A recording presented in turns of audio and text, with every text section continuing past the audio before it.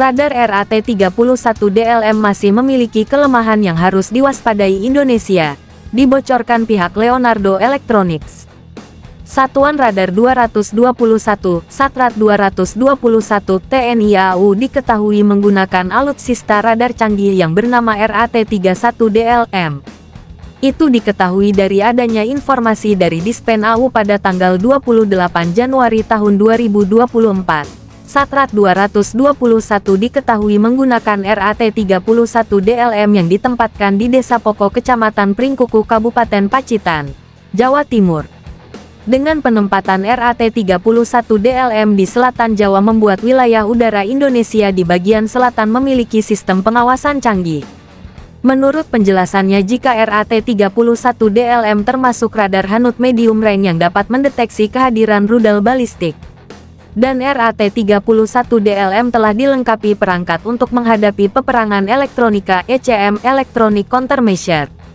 Dikutip dari laman Leonardo Electronics, RAT-31DLM adalah radar pertahanan udara jarak jauh yang dapat digunakan secara taktis. Itu dibuktikan dari adanya gambar yang memperlihatkan operasional RAT-31DLM yang dapat diringkas bentuknya. Peringkasan bentuk RAT-31DLM sangat berguna saat radar dimobilisasi dari satu titik ke titik lainnya. Setelah sampai di satu titik, maka sosok bentuk radar RAT-31DLM bisa dilebarkan ke ukuran aslinya untuk siap operasional. Dalam gambar terlihat jika RAT-31DLM bisa ditempatkan di ground basset ataupun di atas kendaraan 6x6 atau 8x8. Dari keunggulan tersebut membuat RAT-31DLM memiliki kelebihan akan kemudahannya dalam operasional.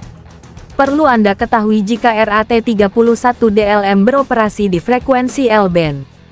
Serta kemampuan RAT-31DLM dirancang khusus berdasarkan persyaratan pengawasan udara tingkat lanjut atau yang dikenal dengan air surveillance.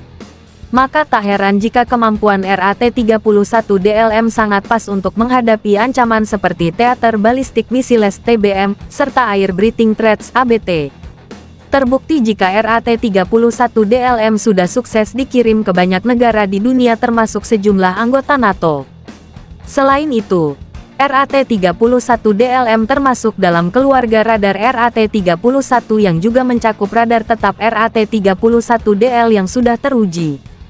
Bisa dibilang jika RAT-31DLM merupakan versi pembaharuan dari jenis radar RAT-31 dan RAT-31DL. Dengan ini membuat RAT-31DLM mengusung sistem teknologi solid state yang menggunakan antena aktif Electronically Scanning Array (AESA) yang berputar. Arsitektur AESA di RAT-31DLM memungkinkan penggunaan Multiple Simultaneous Pencil Beams (MSPB) yang dapat dikendalikan secara elektronik dan independen di ketinggian. Oleh karenanya di arsitektur MSPB memungkinkan transmisi pulsa radar RAT-31DLM dalam jumlah besar ke berbagai arah. Kemampuan RAT-31DLM menjamin penekanan kekacauan dalam kondisi cuaca buruk dan mengoptimalkan kinerja terhadap berbagai ancaman.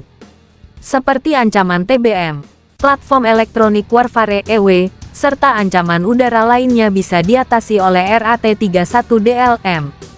Sehingga di RAT-31DLM memiliki teknik monopulsa dalam pengukuran sudut elevasi dari sistem pelacakan. Dan hal tersebut memastikan data target 3D berkualitas tinggi hasil pendeteksian dari RAT-31DLM. Terlebih lagi di RAT-31DLM memiliki antena ultra rendah jenis side lobes serta didukung dengan ECCM kelas canggih. Dari dukungan teknologi tersebut membuat RAT-31DLM memiliki ketahanan terhadap gangguan ECM dan anti-radiation missile (ARM). RAT-31DLM juga terintegrasi dengan antena radar sekunder dan mendukung semua mode keamanan sipil dan militer. Serta yang lebih unggul di RAT-31DLM adanya sistem teknologi Identification Friend or Foe (IFF) terbaru yang bisa membedakan mana kawan dan lawan. Menurut penjelasannya, RAT-31DLM menjamin penggunaan yang andal dan dukungan umur panjang. Sehingga RAT-31DLM dapat terus diperbarui dengan solusi teknologi tercanggih untuk memenuhi kebutuhan operasional. Untuk operasional RAT-31DLM dapat ditempatkan dalam 2 kontainer standar ISO berukuran 20 kaki.